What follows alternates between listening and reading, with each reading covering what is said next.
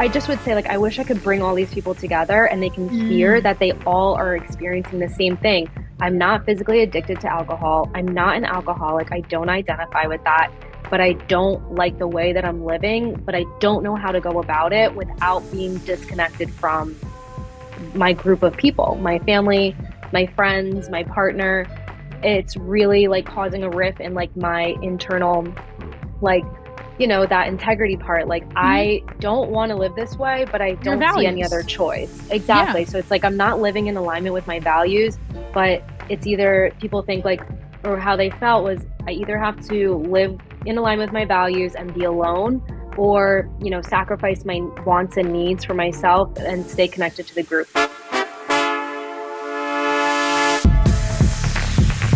Let's link up with Krysta on The Fix. She's a wellness coach with a focus on mental well-being and physical strength.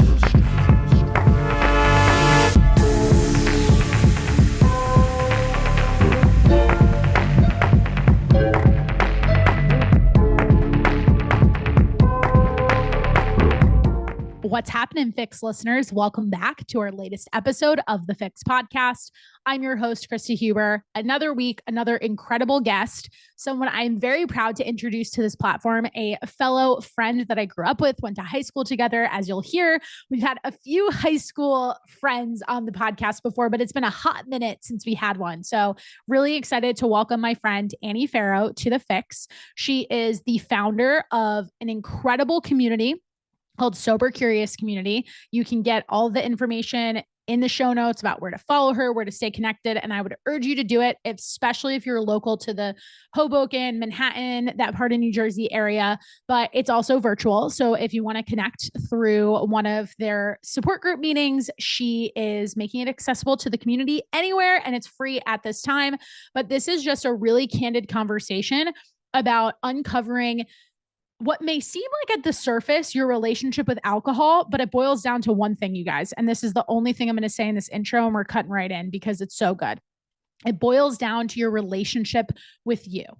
And we really examine the societal kind of rules, pressures, stigmas, stories around how alcohol as a drug fits into our lives, whether that is in alignment, whether it's within your values, and where you can go to explore your relationship to it that may not need to be and should not have to be as black and white as other communities that exist around it.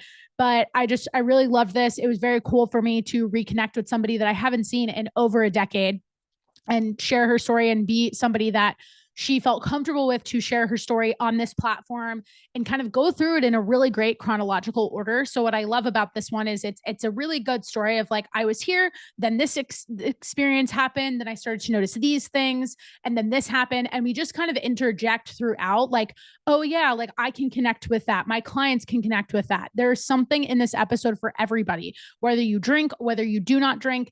This is a conversation about you knowing yourself. And I think that is just absolutely amazing. So with that, please welcome Annie to the Fix podcast. It's time we get some high school people back in here. So welcome. And I'm excited to have you. As I mentioned, pre-recording and us prepping for the conversation, I like to keep things fun and light to kick it off. You know, I'm a big coffee drinker, and I understand that you are a coffee girl too. So I need to know, what are you sipping on in the morning to get your day started? What do you like to drink? Well, I already had my 2 cups.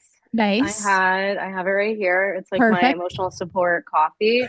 I just put collagen powder in it. Nice. And that's it. And black coffee. That's how I like it. Keep it simple. Okay. That seems to be the theme of everyone that comes on here. And then I'll get the occasional person who just doesn't drink coffee. So we usually have a whole big conversation about why. But for the most part, I think most people in the audience know, one, let's just save some calories, you know, like it doesn't have to get thrown in there. And 2, it gets the job done. We're coffee purists around here, I like to say, like drink it for the taste. So yeah, love that. Very cool. Well, sweet. Well, we're going to take it into a much deeper direction right out of the gate now that we got that out of the way. And I like to ask my guests a little bit of a different flavor from your typical hey, tell me your resume, like give me the spiel on who you are.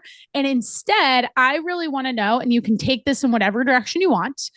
Who are you? Like, who's Annie at her core? Maybe tying it back to high school.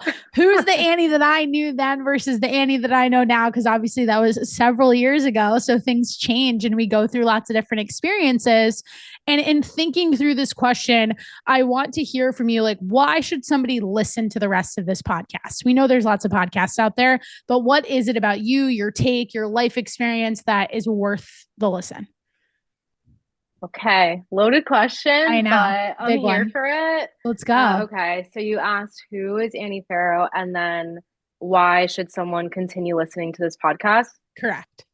All right, I will try. I think, at least from when you knew me in high school, I think I'm very different in really positive ways.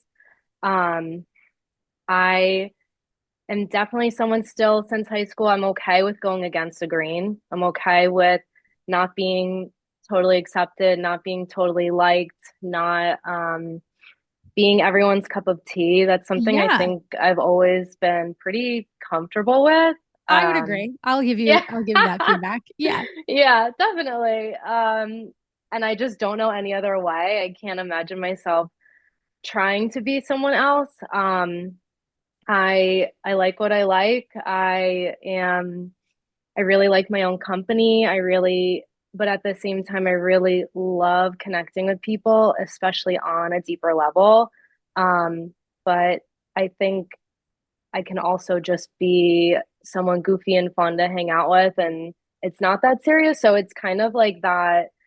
It's like a twofold with me, and that can make it kind of unpredictable in some ways. But again, I think just like being really confident that I am who I am, and it's okay if someone doesn't accept that. And I Powerful. think, yeah, I don't know if that's like I think I'm just realizing recently like that's a thing for me. It's not on purpose. It's not to be like defiant in any way. It's just Mm. like kind of natural. But at the same time, I think I still have like friends and people who like me because I'd like to think I'm a good person. Of Um, course. Thanks. But I think someone should listen to this podcast and continue listening because if you're whoever is listening, if you're feeling like you want to go against a grain or you are part of some sort of establishment or unspoken agreement within a particular friend group, a family dynamic, a relationship, and you're feeling like it's not fitting for you personally, but you still want to be connected to people, that's why I think you should listen to this podcast because that's kind of my whole thing is being connected deeply to myself, my values, my what I want to do every day. I'm very like that's where I'm kind of defiant, where I'm like, well, I really just want to do what I want to do, but I also really want to be connected to people. So it's like that fine balance. And obviously we'll get more into it. Yeah, I But love that. yeah, if you're kind of on that trajectory of wanting to do something different for yourself, but still maintain connections with people and have that's a huge value for me is connection to people. Yeah, if you are trying to balance between those two things and you're scared, because it can feel kind of scary, then you should definitely keep listening. I love that. I mean, in the time that we first reconnected and saw each other for like an hour, I gave you a 13-year synopsis, right? I was doing the math. I'm like, when did we graduate high school? Yeah. So it was like 12 to 14 years ago almost Yeah. since we last seen each other. And in the time that we had a little bit of a chance to reconnect recently, I was like, okay, here's like the 20-minute explanation of the last decade plus of my life. And I think, inherently from the conversation that we've already had and something I'm very open about on this show, what you just said about going against the grain, doing things differently, definitely I like couldn't agree with that more for myself, like on a soul level. And I think that a lot of the people who listen to this show appreciate that about what I share, but also naturally am going to bring on guests who really have that in common. I think it's very important for women to feel confident to say the things that you just said. And I think for us too, just mentioning high school here, we grew up in a town where there were expectations to do certain things on specific timelines. And I shared with you, and I've shared on the show, maybe not in a minute. So it's a good thing to revisit, but that put a lot of pressure on me to create these stories in my head that no one like actively put on me, right? Like it was just this general consensus of like, okay, you did this. So the expectation is then you'll do that. And then you need to keep up that outward appearance. So you're going to keep doing this thing and that thing next and choose this job and live in this city and be in this relationship.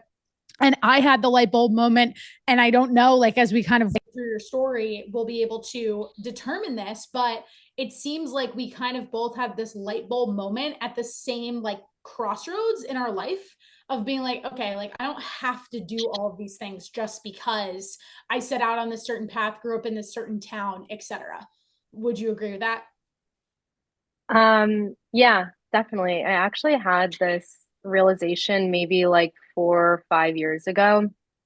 And I was working at a job that was really intense, really um, very high profile, you could say.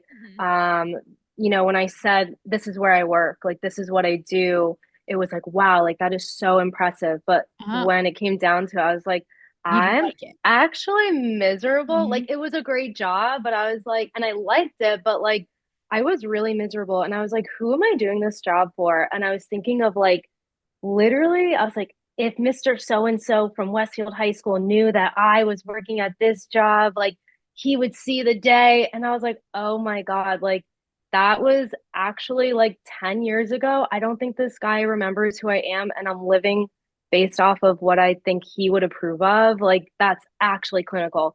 Yes. Maybe like a month later, I quit. I was like, goodbye. Like, absolutely not. Good for Like, I need you. to start living for myself and not, like I said before, that unspoken expectation of how you're supposed to be as an adult, where you're supposed to be in life, what it's supposed to look like. And it is no wonder that like you've had a lot of Westfield or hometown people on our podcast because they are really high Mhm. achieving, high Yeah. quality All these people people. are doing cool shit. So that's why. Yeah, exactly. Yeah, definitely. Yeah, but at the same time, you're so right. Like I wouldn't say so much in high school because like I don't know that I've like ever laid this out, but because we were friendly at that time, like I was on the whole, like I'm on the swim team, I'm captain of the swim team, editor of the newspaper, student council president, like checking off all these things very much in because I liked them. But of course, it also helped with my resume and the decisions I was making for college, of course. And I think for me, like I probably got a little more caught up in college. I don't know what your college experience was like, but I wound up going to a pretty small school where pretty much everybody was going down the path of being in finance. And for that reason, and I also, too, I was very definitive with picking my major. And so when I ultimately, 4 years later, kind of like skirted in the other complete opposite direction from my major, I actually had a situation where I went back to my college, and I'll never forget this. It wasn't that long ago, but like it really, like it will be a core memory. My professor, who was like my advisor, I went back to my school. I was engaged at the time or about to get engaged. And I wanted to take my ex fiance to like look at the school and like just kind of like show him what it was like. And coincidentally, this professor was there. So I was like, oh, we should catch up. I had just recently quit my corporate job that she didn't agree with in the first place because she thought I was kind of like selling myself out for going into finance originally instead of pursuing journalism as I had set to do. Even in high school, like I knew I wanted to do that. So she was Wow. like, not crazy about that. And then when I saw her at this point, I had made the leap into being a full time fitness instructor. So she thought I was nuts. She was like, that's what you're doing? And I remember like I really wanted her approval though, for her to be like, oh, that's so cool that you chose to do something different. And she just did not have that kind of response. And to this day, it's funny to me because I fast forward, this was maybe like 6 years ago, 5 years ago. I fast forward to today, and between this show and the content that I put out on social media, writing an email every single day for my email list, making content on other social platforms besides Instagram, I couldn't be any more close to what I learned in all of her classes than I would have been if I had just been like a traditional journalist. So it's kind of like, it doesn't matter because all of those things came back full circle. And I do feel really grateful that I chose this path, even though it didn't make sense at the time, because now it does. Like every time I record this show, I'm like, I am so glad that I chose to major in what I did. And I had no clue that it was going to lead me in this direction. And it wasn't without taking those certain jobs like you're describing. Were they impressive on paper? Sure. But same thing. It just kind of killed me inside to do it. And I really respect when people start to pursue other passions, take other leaps. And for you, I think that's the perfect segue into talking about this new community that you've created. And I'll share for context for the listener. I just stumbled on this on Facebook. So I thought that was really cool and just an awesome aspect of social media of how it can bring people back together, but also highlight the amazing things that people are doing. And we live in a time where it's extremely and increasingly important to point that out because there's so much negativity online. I'm so grateful for Facebook for me to be able to have just like randomly clicked on your post and been like, oh, this is so awesome. What are you doing?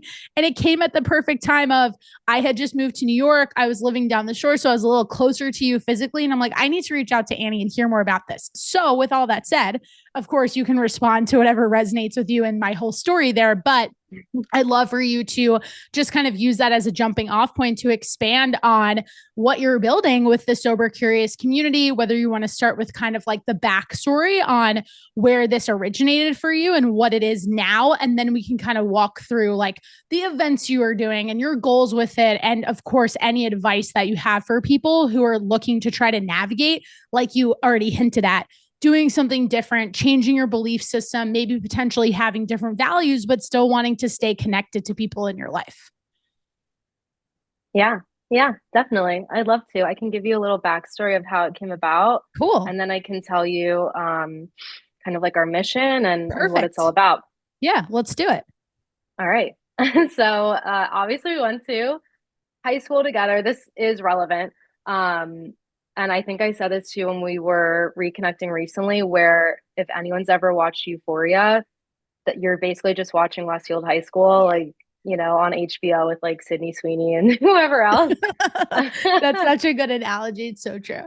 Yeah. So like that was just kind of our culture was to, and I definitely know that not every high school in America is like this, but at least for us at a really young age, it was pretty normal and in our culture to like within our town culture to party.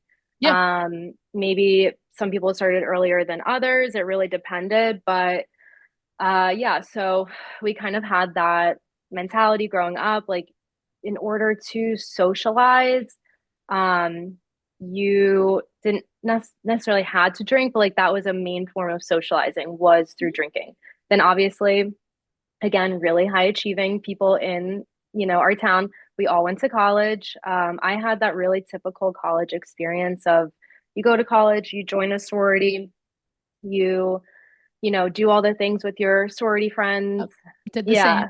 Yeah. Like I absolutely loved it. I didn't have as great of a high school experience. So college was like kind of making up for it for me. And I kind of like rebranded myself and I'm so grateful for that. But again, it was very much like the partying. That's how you connected with everyone there.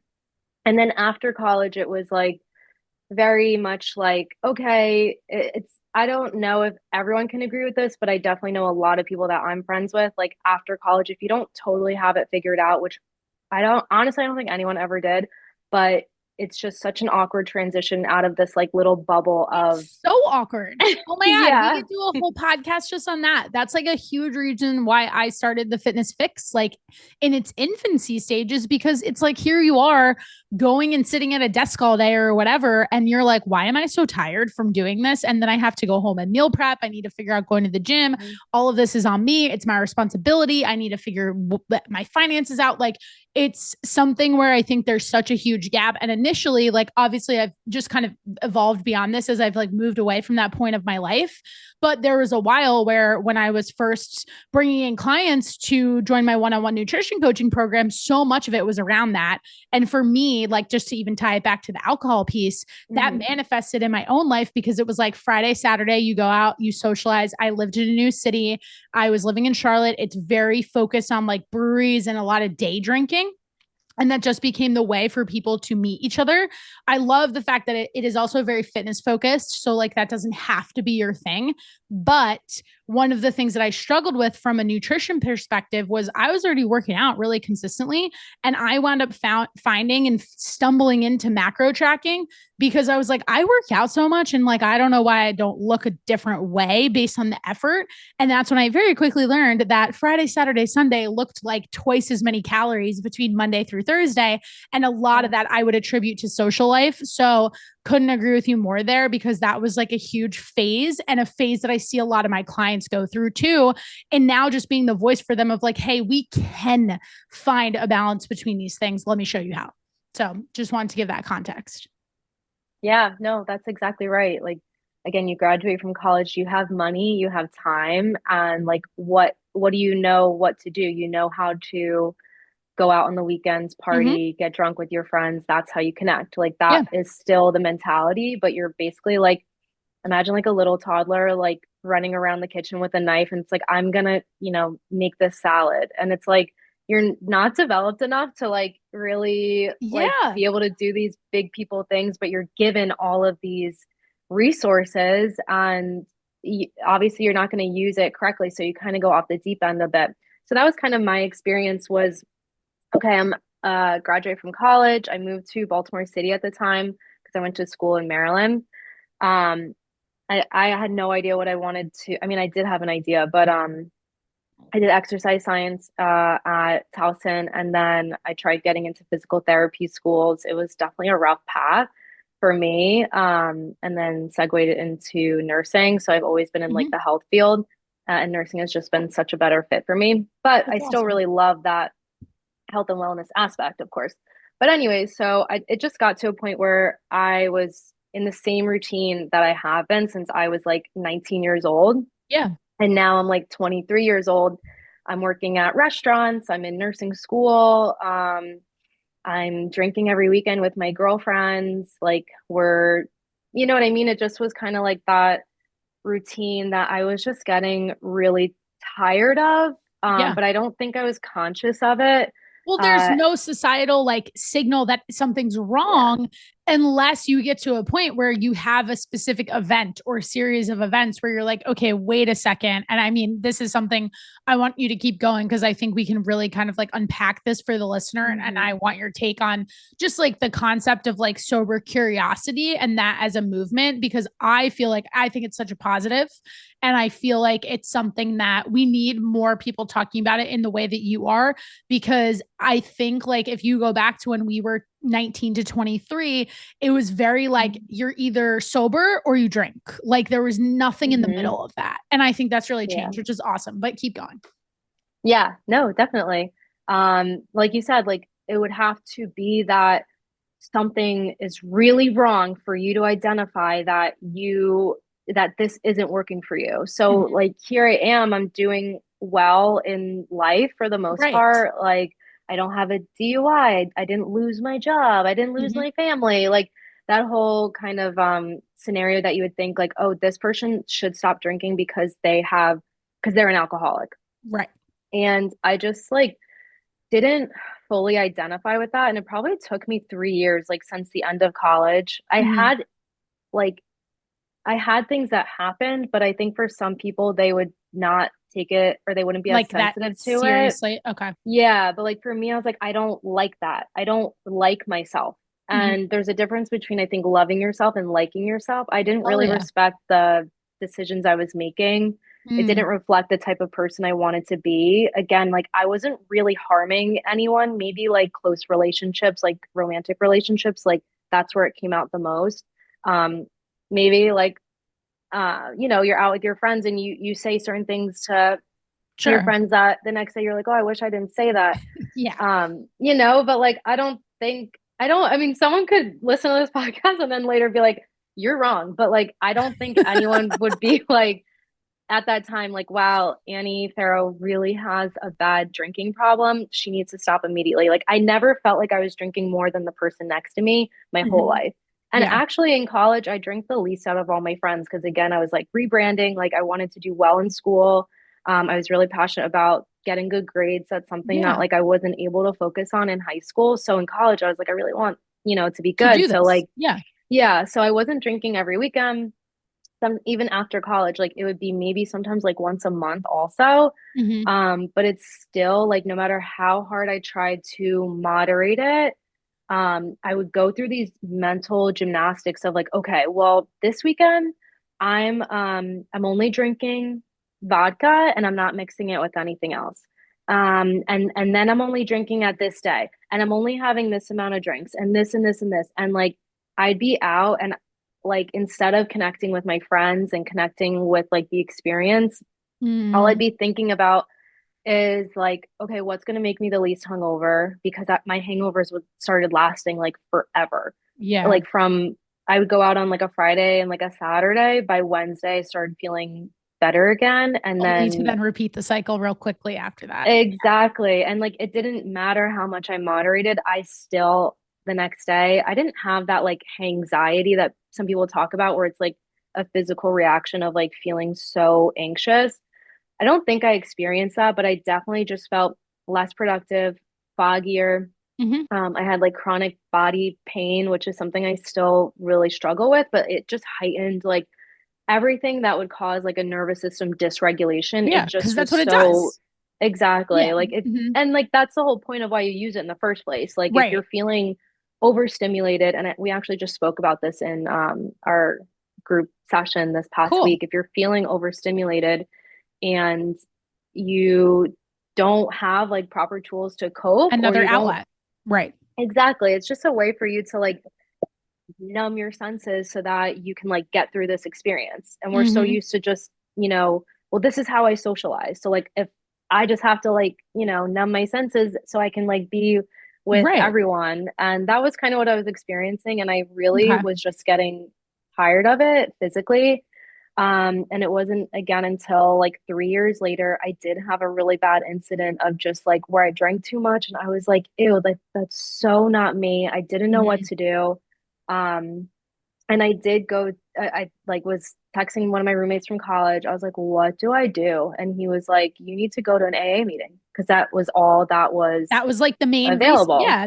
Like I was saying, like that was really like the only resource. And, one thing I just want to call out really quickly is you said something two really great points. But the first one about rules was like so interesting because this is Hmm. something that I see come up with food all the time. And I Hmm. have clients who they kind of like some of the coaching that I do is actually trying to get people to let go of things.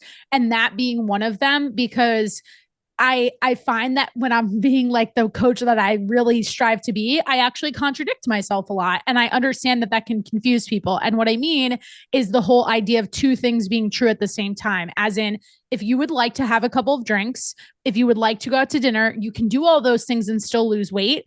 But there comes a period where, like, if your number one goal is to lose fat, build muscle, feel better, have more energy, there may be seasons where some of those Hmm. activities just need to be reduced or don't have a place in your life for Hmm. a very temporary window of time. So I'll play devil's advocate with people and they'll be telling me like, oh, I really want this, and this thing around how they want to feel, how they want to look, how they want to show up. But then they come to me every Friday and they're like, okay, so here's the weekend plan. Friday night, we're going here. Saturday night, this. Sunday, I have to go to this brunch. And I'm like, okay, wait a second, do all of these things actually fit with the person that you tell me you're desiring to become? And a lot of times Hmm. it's triggering for people because they're like, wait, but you told me I could go do this, and this. I said, I did, but I'm also calling out that there is a number that we need to put on this. And where I say, like, it gets to be a little bit of confusion and some of that contradiction is sometimes people take that and they hear me say a number and they take it really far, like what you're describing of, Hmm. okay, well, I'm just going to do this, or I'm going to approach it this way, or I'm going to put a limit on that, to the point where I have clients have more success when they have that wake up call of like, damn, I'm making all these rules. And the whole reason why I'm working with Krysta is to get away from all these rules. So I say to them, nothing, like do nothing for the weekend, like do not track anything, pull back, like literally let go from the process. And 9 times out of 10, the scale drops on Monday. And they're like, what the heck? And I'm like, That's because you regulated your nervous system, because you didn't have such like a full body like experience of being like, oh my God, I gotta do this, I gotta do that, I gotta change this, I gotta change that. Like that is part of people's issue when it comes to figuring out how can we take this experience of losing fat and leading a healthier life from feeling hard to just feeling like it can exist with more ease to where you want to do the things you want to do, right? So I think that hearing you say that and like hearing you acknowledge that you were trying to handle it on your own, right? And saying like, okay, like let me find the workaround here because I still want to go out with my friends. Like you're playing that rationalization game in your head, but even that can consume you. And that's really, really important for people to hear. So I wanted to draw that tie in because obviously like the alcohol piece comes up for me all the time with clients, but I also think sometimes, like you even said it yourself, you were only drinking like once a month. And I have more of like a similar take on it too. And so I would often get the client coming to me being like, oh, well, like I want to have drinks like every Friday, Saturday night of every weekend. And I never resonated with that as much because as soon as I started tracking macros and I got more in tune with my body, I also realized that the caloric equivalent of like the macro equivalent is what was going on with drinks. It just wasn't worth it to me because I love food. So I always take the stance of like, well, I'll skip a glass of wine if it means I'm having dessert. And like, I'm totally satisfied by that. But that's not everybody. And some people are like, no, like I really want to have my drinks. And that ties directly into the last thing you just said about what is your relationship to the thing. It doesn't have to be alcohol, but let's use that for the example because of where we're going here. You mentioned like this whole idea of people use it to try to numb out. And the reality is like the cost of that on the next day or the day after that should show you every reason why it's not actually an effective tool for that. So anytime I see the person like logging, say like one glass of wine every single night, the actual conversation that I need to have with them as a nutrition coach is we need to talk about how you manage stress because you're using the alcohol as a means to do that. So this isn't necessarily an alcohol problem. I put that in quotes for anybody who's listening and not watching on YouTube, but it's about your relationship to where it fits into your life. It sounds like you were kind of at that crossroads of like, well, I guess I could go do this because it is the only thing available. And right. So I'd love for you to then kind of pick that up by saying like, okay, your friend mentioned go to AA and here you are like, I guess that's what I should do. But it almost sounds like maybe you weren't sure that that like really connected for you. Yeah, thanks for sharing all that, by the way, Yeah, because of course. it all is really similar. Like food and alcohol are really loaded, Mm-hmm. more so than people think. So But much more. There's emotion to yeah, it. so when my friend said that, it really was actually kind of like, and they call this like a spiritual awakening. Like I Mm-hmm. really was like, oh my God, I can't live this way anymore. But I Sure. still wasn't able to identify as an alcoholic. I did go to a meeting like Mm-hmm. that night. I like looked it up and I was like, I'm going. I like came like I rose from the dead out of like being so hungover, and I was like, I gotta go. And oddly enough, the woman who spoke, because a lot of them are like speaker meetings, and it was Mm-hmm. right down the street from where I was living in Baltimore. Um, uh, she literally told my story to a certain Wow. point. So Okay. again, she was a sorority girl. She went to like Yeah. University of Tampa. You had Um, that mirror that I was just saying a lot of people think they don't have. Yeah. Right. So she's like, I didn't drink every weekend. Like whatever I just like said to you, she said Dead. the exact Okay. same thing. At this Okay. point, I'm like hysterical. I'm like, oh my God, like this That's is me. me. Yeah. But then so she's like probably 40 something years old Mm-hmm. and I'm like 20 something. Then she keeps going. Then she's like, well, then I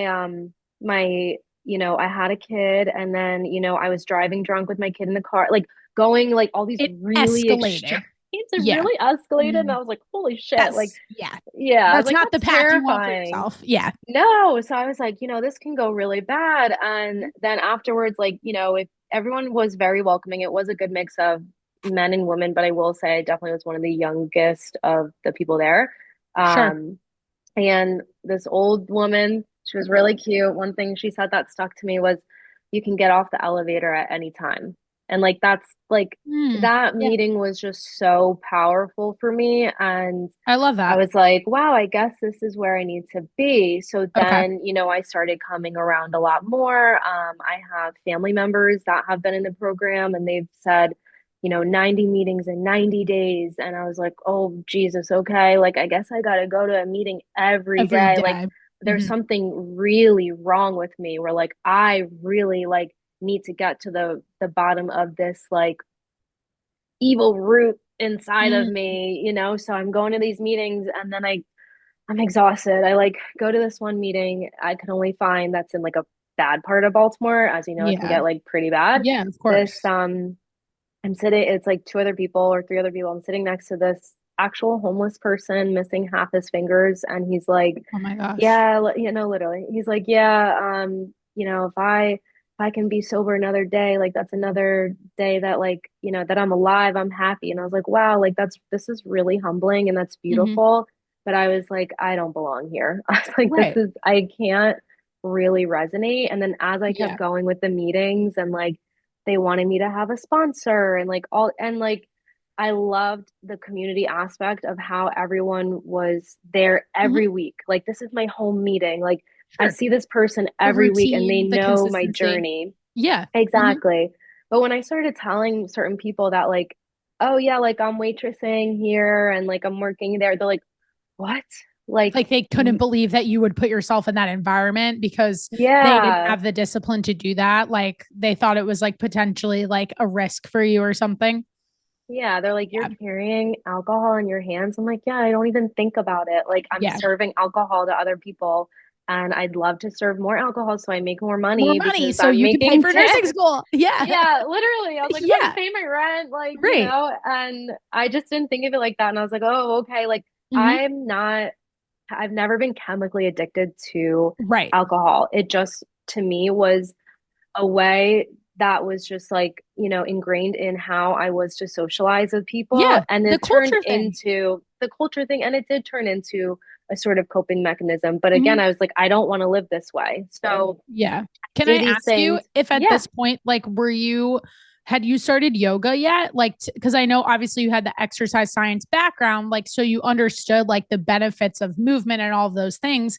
And like we're saying, like, we both could easily still go to the gym and probably would like push ourselves to do it with a hangover to convince that, like, hey, this is going to help you like maintain some of your routine back when it was like more integrated into your life. But I'm curious for you, like, did this influence your decision to dive into yoga more deeply to eventually become a yoga instructor, or was that like a separate thing? Because one of the things I'm picking up Mhm. on that I think is important and the listener should really consider for themselves too is you mentioned, this environment and you looking for a solution that maybe was kind of rooted in like something was wrong and like you were Mhm. therefore bad. And I think that's something that I really try to teach people too is like, you're not a bad person, like morally, like there's not something, you're not broken because of this, right? So I wonder if like how your yoga journey like kind of intertwines with all of this and where that started.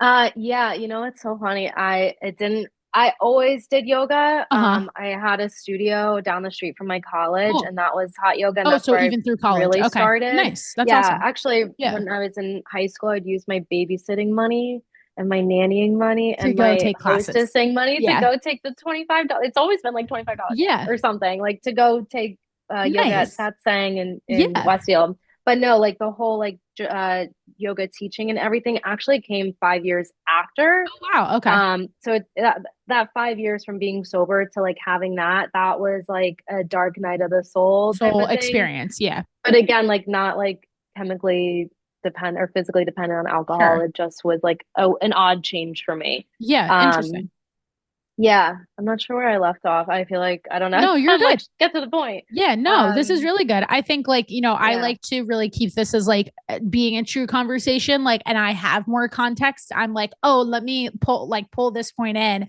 so that we can yeah, like connect the dots for people. right. And so, you were saying how you were on this track of like 90 meetings in 90 days. And then you were like, wait a second, Oh, like maybe this isn't where I really belong. So yeah. what did you kind of decide to do as a potential potential next step.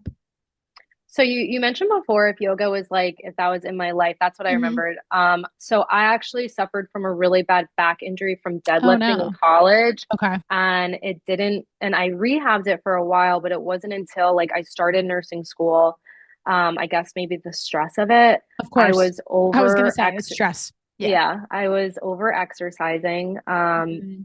Basically just like whatever, like that was again my coping mechanism for stress was like the drinking with friends to Mhm. like blow off steam, and then like Yeah. every day just pushing my body to the extreme of exercise, like over exercising. So then it got to a Yeah. point where my body totally gave out. I could barely walk. Oh my gosh. I couldn't do like a hip bridge without excruciating pain. I would just lay in bed and be in so much pain, like I mentioned Pain. Yeah. before, like the chronic pain that I Mhm. have. And that's really when I think I turned more to drinking, because it was like Mm. A, physically numbing my pain, Right. B, my only stress reliever. And Yeah. again, it still wasn't more than the person next to me, but it was No. definitely more than someone for myself that I actually liked. Yeah. So that's kind of how I Also, came you're to a pretty that. small person. And I think Yeah. that's something to like factor in here that we need to address is like, it's relative too. Like, okay, it's not as much as the person next to me. And, you know, the thing that keeps popping into my mind as you're saying all these things, every year, twice a year, I do in-person like nutrition challenge where it's like an 8-week program with a local gym at the Jersey Shore. And I always do a presentation on alcohol. And I kick it off the same way every single time because it's something that not enough people consider. And it's this: alcohol is the only drug that is acceptable to do. Because if you think about it, and maybe, you know, obviously, like with marijuana becoming legalized, like that's the stigma with that's kind of changing. But I always ask people, imagine if we substituted heroin or cocaine for that statement, you'd be like, Yeah. absolutely not. So it's this Right. weird paradigm of like, oh, this is social. This is what people do.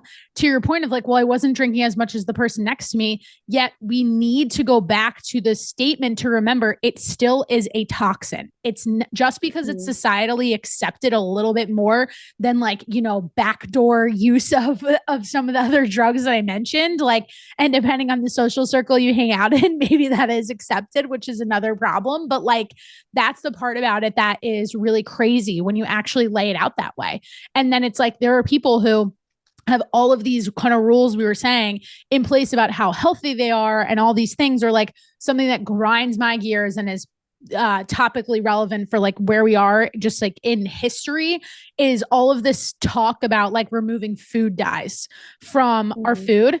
Do not talk to me about that if you are willing to have multiple glasses of wine every weekend. I don't want to hear it. Like I literally don't want to hear Yeah. it because it's like that's one of the times when I say you cannot have both. Like those two things cannot be true at the same Mhm. time. Because if you fundamentally feel that we have an issue in our country where we need to remove certain colorings from food, don't come talk to me. I don't want to see you drinking alcohol.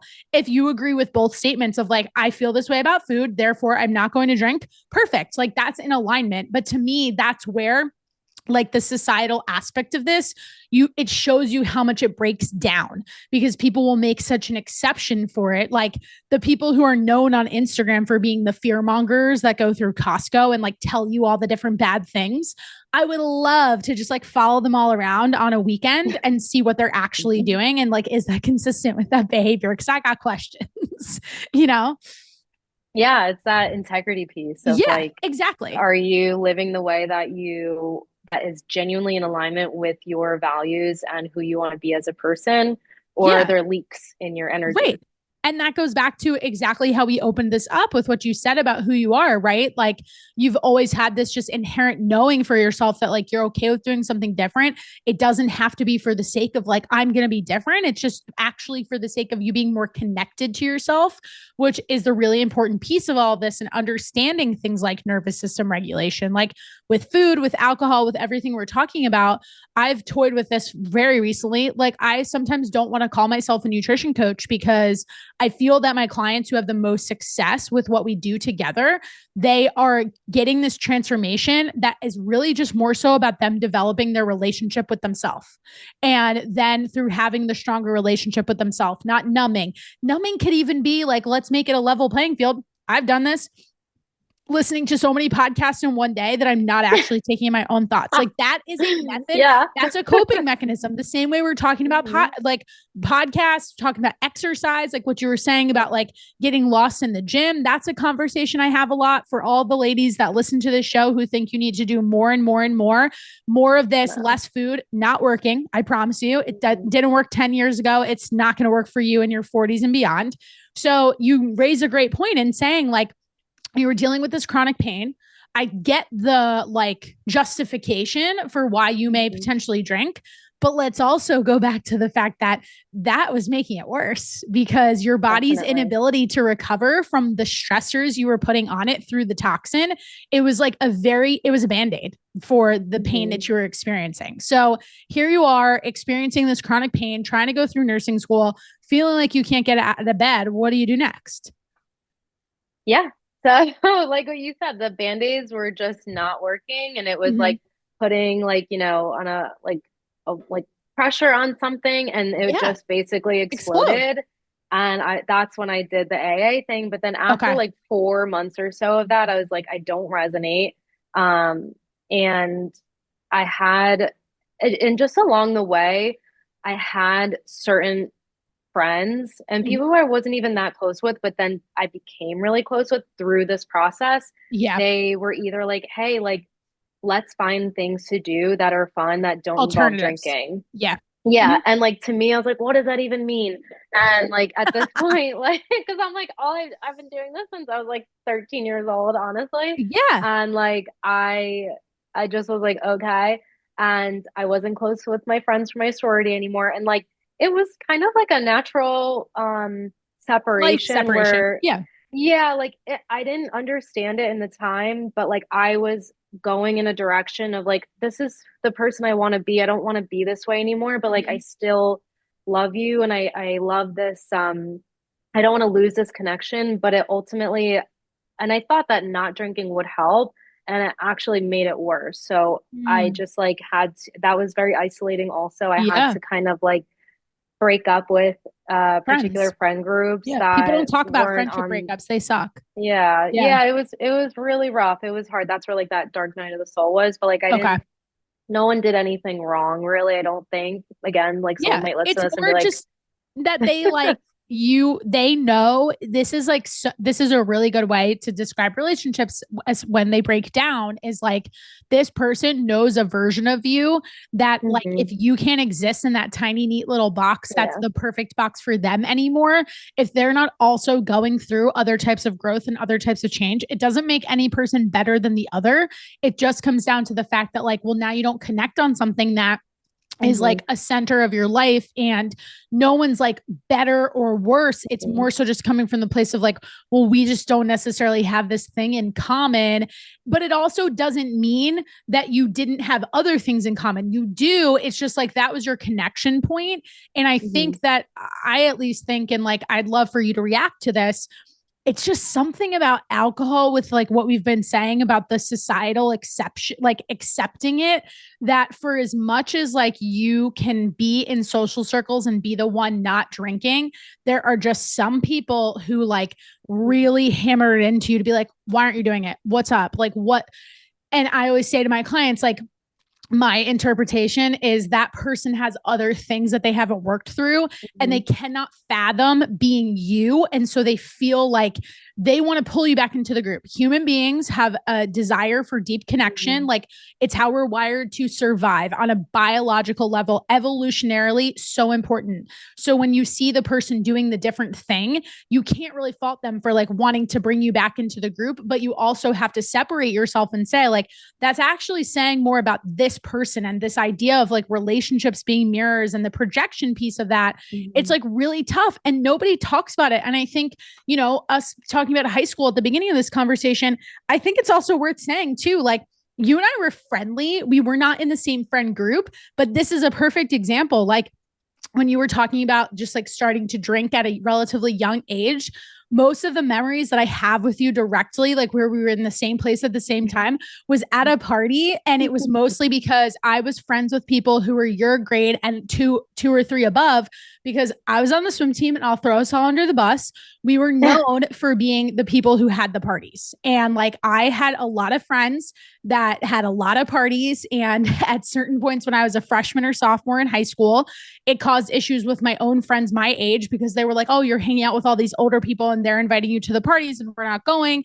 And so like I totally can like remember all of this. And I think that's like even this dynamic is such a good example because like if I think about any setting where I actually like, again, in quotes, got to know you, it was at a party. It wasn't at school. Mm-hmm.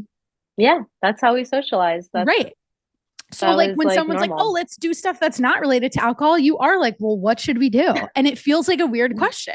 So you have this happen with your friends, right? And you're starting to try to navigate this. You clearly see that there's a challenge and that other people are struggling with the same thing as you. They feel like they don't have this place to kind of belong. So is that what ultimately becomes the impetus for your community? Like where did that kind of actually start along this journey in the last like 5-ish years? Yeah. Yeah, definitely. I can definitely fast forward. Otherwise, we'd be here for like actually 10 years. No, this But is so good. I'm loving this. so I was not drinking Mhm. and I wasn't that vocal about it because again, like you said, there was like a Yeah, stigma around it. And I totally. wasn't doing it for anyone else other than Yourself.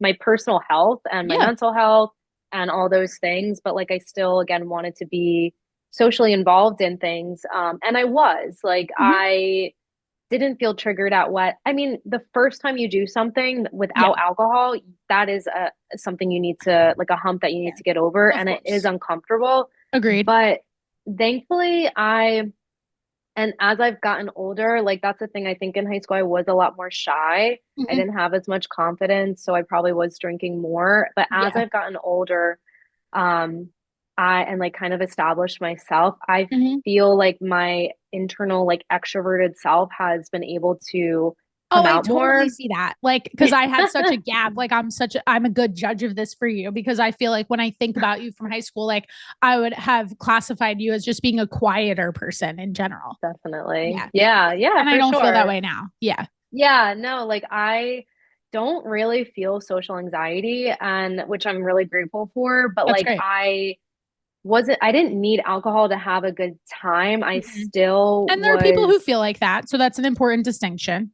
yeah, and some Yeah. people don't, but I was able to still like enjoy myself without alcohol. So Mhm. I'm really fortunate for that. But Sure. not everyone is like that. Everyone is, or not everyone, but there are some people who are more introverted and they Right. need some sort of social lubricant or they Mhm. feel that it is a perceived benefit for them to be more however they think Outgoing. they Yeah. should be. Yeah. Yeah. And I never felt like I needed that. Like, if anything, people actually think I'm like still drunk, like when I go out, because I'm like, ah, like, but I literally just have a seltzer in my hand. But Yeah. like, so over the years, I was pretty, I made it aware that like, I would post on Instagram like 1 year sober, 2 years sober, 3 years sober, because, and Mhm. like that would really be it. I wouldn't go into a lot of detail of why, like everything I just told you, like I never really talked about because again, I have been kind of shy. Like Yeah. I'm not, if someone asked me, sure. So over the years, Yeah. I so appreciate many you opening up people, about it though. I think, like yeah, before you keep going, like I want to acknowledge you for doing that. And I know in us preparing for this interview, you asked me like what's like off the table, what should we talk about, what should we not? And I think like I hope and I know we'll get this feedback from this conversation because I'm learning so much from you too, that there will be somebody who, like you said, they're gonna have the same experience of what happened to you when you were in that AA meeting and that woman was telling a mhm, story that up until a certain point really resonated with you. I'm so sure. And that's the power of like doing these types of things. And I love being able to have facilitated that kind of platform for people to do it. So it's awesome. yeah, yeah, thank you. I You're appreciate welcome. it. Yeah, of Um, course. But yeah, throughout the years, people would contact me Hmm. from either my sorority, just people in college, Yeah. my like people from high school. If Great. they knew that I wasn't drinking, but they also saw me being social And and celebrating your, e- like, you're still living your life, like doing what they thought they couldn't do. Yeah. exactly. Hmm. Yeah. So a lot of people came up to me and they Interesting. all would say the same thing, like either through DM or texting, or if I'm at a bar and I see them, they're like, oh my God, I've been wanting to I've talk been to you. really wanting to talk to you Yeah. because Wow. I've been going through this. Like everything that they were saying was exactly how I felt. I just didn't have anyone else to go to really Mhm. that was able to resonate. So I Yeah. kind of was like a sounding board for pretty much like random people too that I wasn't really that close with. That's And cool. so I know, yeah. So over the years, I was like, I wish that people could all see that. And I wanted to be confidential. I wanted to respect everyone. I didn't want to be like, Yeah. well, Jenny said the same thing to me. You and Yeah. Jenny should connect. Like, that's Great. not appropriate. I want to be like a safe space for people to share Oh themselves my gosh, with. of course. That's such a good point. Yeah. So it just was like in like a very like early stages in my brain of like, I just would say like, I wish I could bring all these people together and they can hear Mm. that they all are experiencing the same thing. I'm not physically addicted to alcohol. I'm not an alcoholic. I don't identify with that, but I don't like the way that I'm living, but I don't know how to go about it without being disconnected from my group of people, my family, my friends, my partner. It's really like causing a rift in like my internal, like, that integrity part. Like, Mhm. I don't want to live this way, but I Your don't see any other values. choice. Yeah. Exactly. So it's like I'm not living in alignment with my values, but it's either people think like, or how they felt was I either have to live in alignment with my values and be alone or sacrifice my wants and needs for myself and stay connected to the group. And again, like you said before, that's like a biological um like Desire. evolutionary Yeah. desire to be part of the group. So fast forward, I go into nursing and I get really burnt out and I end up like having all these odd jobs right now. Like I literally have 5 jobs because I'm, like I said, I'm different, or not I'm different, but like I'm going against the grain. I'm doing all these Yeah. weird things. Like that's why I love nursing so much and why it worked out better for me because Mhm. it's the flexibility of You can avenues you can create the go schedule. into. Yeah. Yeah. Yeah. Yeah, more of just like an independent contractor type of thing and Right. like Mhm. entrepreneur. And Makes sense. I love that. I think that's yeah, why so many nutrition coaches have had a previous career or simultaneously balance a mhm. career. I think it's a great niche to like become some sort of health coach where like you support that population. Cause like we discussed before recording, I have a lot of friends and clients in that space and like that support is very much needed. So it makes a ton of sense. Right. So then I went, like you said, the health coach route. I was like, you know Mhm. what? I want to I have a bachelor's in exercise science. I have a master's in nursing. I did my yoga teacher training already. I felt really confident and knowledgeable with that. I did a lot of internal work and Yeah. therapy Bring it and all together. trauma. I was like, let's bring it all together. Hell And yeah. so I got my functional medicine health coach certification. That was an excellent program through I love that. IFM. Yeah, I learned a lot, but what I mostly, and I'm still working on like creating my own business with like having like a big, basically transitioning out of nursing into coaching. But something that I have been doing and a lot of things that we did work on was group coaching. That's So awesome. that was like one of our last lectures. And I moved to Hoboken in June. I'm back in the city area. This is like I've been wanting to live here for a while. This is very much my type of environment. Again, like I'm Mhm. outgoing, so I like being around people all the time. It's like a The playground energy for is so good. studios. Yeah, Yeah. I'm right by Manhattan. I love Manhattan. And I just was like, you know what? Like I don't know, I think with certain friends, like I came up with the idea of having this like support group. That's awesome. And so I was like, you know what? I'm gonna like hit it big. I'm gonna introduce this like Hell sober yeah. curious. I called it support group initially. And I'm gonna make it into like a group coaching thing. And it just was all really organic and it just popped off. And I was getting like approached by so many people of how it was almost like finally, like there's a Mhm. resource for someone who, again, does not resonate with Alcoholics Anonymous. And I keep saying this, like, didn't resonate, doesn't resonate. There is it is an excellent program for people who Yeah. need it. And there's so many I, principles inside of it, like that are great that exactly. you could still apply. It's just like it's also in a way like there's nothing wrong with us acknowledging the facts. It was created a very long time ago. And Mm-hmm, as a mm-hmm, result of that, like it's a by the book sort of environment to a degree I think just from talking to people in it and having had different experiences, I think it depends on what meetings you go to. But the more I understand it and the more I listen to it, I think there are certain principles of it that just maybe haven't necessarily like evolved and with like time. And that's okay because like at the time that the structure of it was created, like no one could anticipate like what was going to happen with social media, right? So I think, just to like clarify for you and give you the reassurance, not once like have I gotten the perception that like you're putting it down in any way. It's just like Thank you. it's very like in some aspects, I think it's like a little too black and white, and there needs to be shades of gray, which really is the perfect comment of what I mentioned earlier. And like, you might have more to say on this, but I think you just covered it of this movement of people finding the in-between of really like I don't think the term sober curious, like it didn't come on my radar until like 2 years ago. And I love it. I think it's great. Like I think it's awesome. I have gone through different seasons and periods, like in one right now where I drink like very like sporadically only for specific events. And a lot of it is tied to my health. Like I'm trying to work on some other hormone challenges that I've been facing.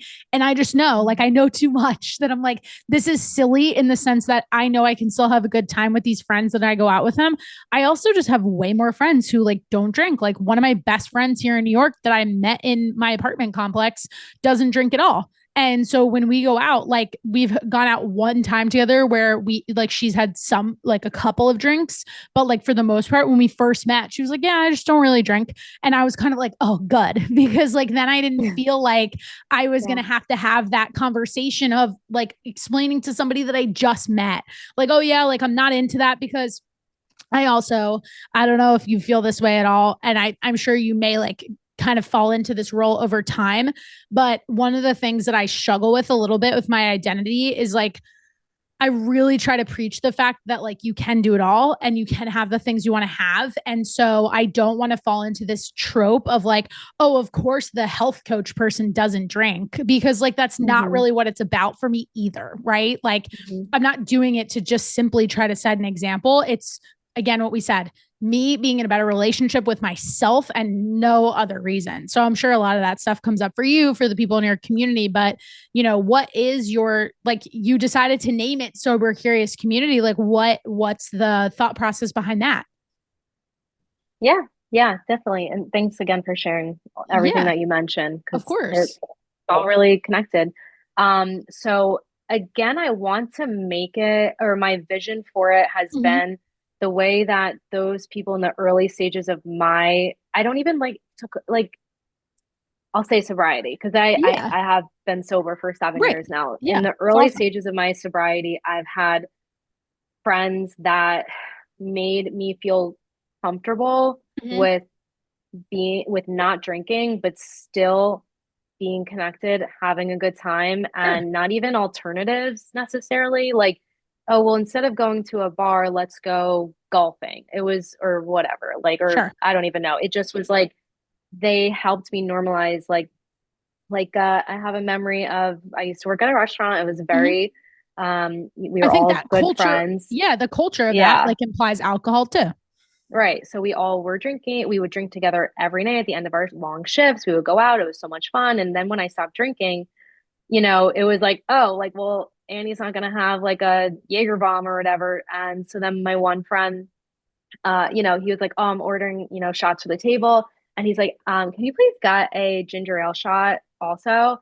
So he like got me a ginger ale shot so that I can feel included. Yeah. So cute. Like, I think those that's small so cute. gestures. Yeah. So it's basically like this group is kind of like that. Like I want to like bridge those people together. Yeah. I just want the slogan and like the vision for the Sober Curious Community is ending the stigma of sobriety and normalizing drinking less in social settings. That's really all it is. And it's just allowing people to live in alignment with their values while still staying connected to others. And again, normalizing not drinking as much. It doesn't have to center around it. We can still go to, watch Sunday football at like the craziest bar, and like you can just have a seltzer if you don't feel like it. Or you can also have a beer because you feel, within your own autonomy and your own agency that, yes, like in this moment, I feel aligned to have a beer, not because For everyone sure. else around you is drinking Mhm. it and you feel pressure to. It's because I genuinely want this. And something that I'll say, I do have personal clients, like personal coaching clients that are specific to drinking Yeah. or substances. I will say, like, now for me, it's like, okay, I love pastries and coffee from like a coffee shop. Like, that's my favorite thing. But like, Yeah. I'm not going to have it every morning. Like, some, and like with the food industry as well, like, Yeah. some mornings it feels worth it for me to have that 500-calorie almond croissant with my latte. And some mornings it just doesn't. But like, Yeah. I get to choose when that feels right for me. And the only way I'm Mhm. able to choose, though, is if I feel connected to myself. So that's also what the Amen. group is about. Love it. Yeah, it's more holistic. So it's more about, again, connecting to yourself, but so that you feel confident and grounded in your own ability to know and attune to yourself when is the right time for me to drink and when is it not, and not have it be dependent on outside external factors. And for me personally, it was just, it was like, I think my life would be a lot better if I just never did this again. And I've And that's what never feels good for had, you. that's what feels good Yeah. for me. And but I don't advertise full sobriety in the group. I personally think that over time, if people continue on with that journey, they'll get to a place where they realize that there's no positive place in my life for these substances. If I'm Mhm. genuinely living in alignment with my values and I have a circle of people who fit that as well. And again, not being in a rigid way, like having that balance that you mentioned so many times during this Yeah. conversation, and playing like on that line. Like, if you're able to do that, then at the end of the day, like, there's really no place for it. But again, like, that's not for me to say, especially in this group and especially to people who come to me personally and in my coaching sessions.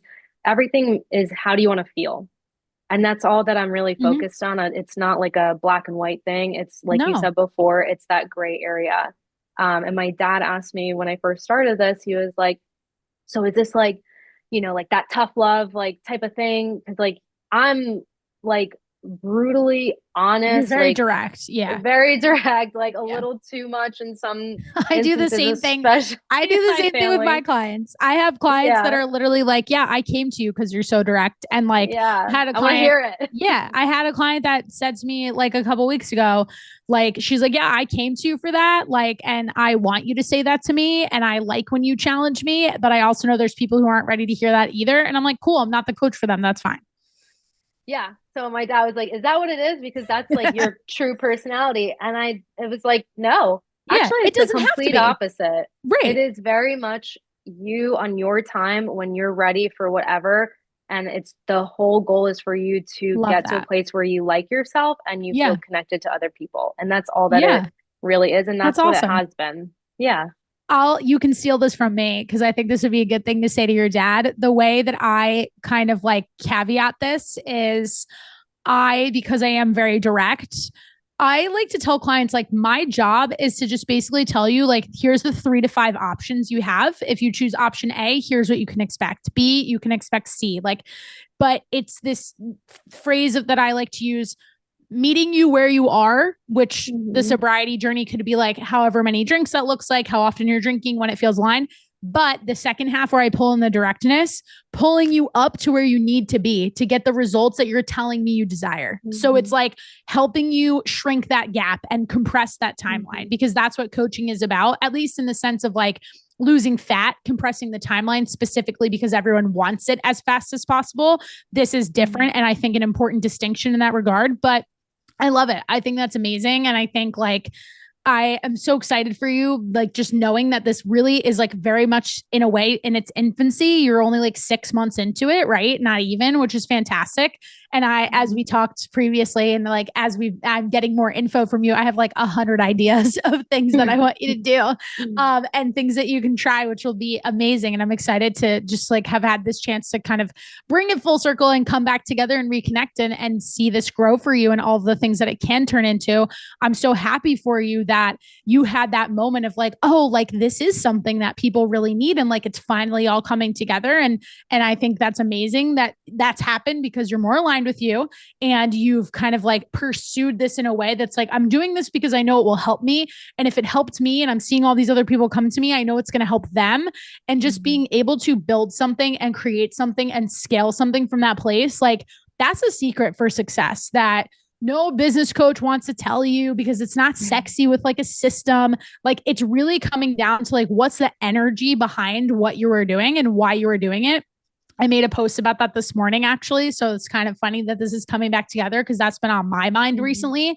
And I'm so happy for you. And I think this is amazing. And I know that there are people that can really connect with what you're saying. So I think, want to be respectful of your time, of course. But I also need to ask the most important question. If somebody's listening to this and they're local to this area, how do they get connected with you? And, if they want to come to events, meetings, what does that look like? Yeah, definitely. So the Instagram handle that I have is Sober Curious Community with 2 Ys. The one with 1 Y just was taken. Of course it was taken. Yeah, we'll link it in the show notes for sure. Yeah, thank you. And you can message me through there, and I have the Zoom link available right now. It's free because I want it to be accessible to people. And then I have a yoga retreat coming up in the summer for Sober Curious Community. Yeah, that's something that I'll be posting more information about. But it's all really just on the Instagram handle. Nice. Well, that's exciting. The yoga retreat's going to be so much fun. I love that. Awesome. Yeah. Very cool. Well, Annie, thank you so much. This was such an enlightening conversation and I really enjoyed it. I'm excited for the FYX listeners to hear it and get reactions from the community. And again, like I said a few minutes ago, just want to acknowledge you for taking the time to like really sit down and kind of lay all this out. I know it's not something that you said you've like shared very like methodically and in this way. And I think that that's really important and like something that you'll also be so glad to like have this and just kind of look back on in a couple of years and be like, oh yeah, like I said this and then I've continued to grow and I've continued to evolve. And for me, that's really like something that I've heard as the through line through all of this outside of what we've mentioned repeatedly around being connected to yourself and knowing yourself better and living a life that's in alignment of the person you are right now, but also connected to the person that you continue to desire to be, knowing that that person evolves. So that's kind of my like big takeaway from this conversation, to even take a step back and pull it out of this topic around sobriety and alcohol, but more just like who you are as a person. And I would love for you and from your perspective, especially since you said like this is one of the first times you've kind of laid it out this way. I want to hear if somebody gets all the way to the end of this conversation. We covered a lot, yes, but if there was one single thing that you want them to take away from it that you would leave them with, what would it be? There's definitely nothing wrong with you for wanting to stop that, for wanting to better yourself. And that's why the Sober Curious community is a safe space for people to know that they are safe to, again, live in alignment with their values. And there's absolutely nothing wrong with you. Amazing. I love it. Well, thank you again for your time. I appreciate you so much. And for everybody who tuned in today, you guys know what to do. Of course, please follow Sober Curious Community. I will link it down in the show notes. Make sure you're following me. I got a bunch of different Instagram platforms, but the main one for the podcast is that the FYX.officialpod, and send us a message. I know I speak for both of us when Annie would say, I would love to hear from you and let us know what you thought about this episode. Share it. I think this is a good conversation to share with someone when it's a topic that might be a little bit difficult to kind of broach if you want to support somebody in your life, or maybe you feel like you need that help to kind of do this alongside someone. Listen to this and then have a conversation with that friend, that family member, whoever about it. That's another great benefit of podcasting too. So if we could both have that influence on you, I know it would make me very proud. And that's all we got. So from wherever you're listening from, I hope you guys have a wonderful rest of your day and we will catch you next week. Thanks, Annie.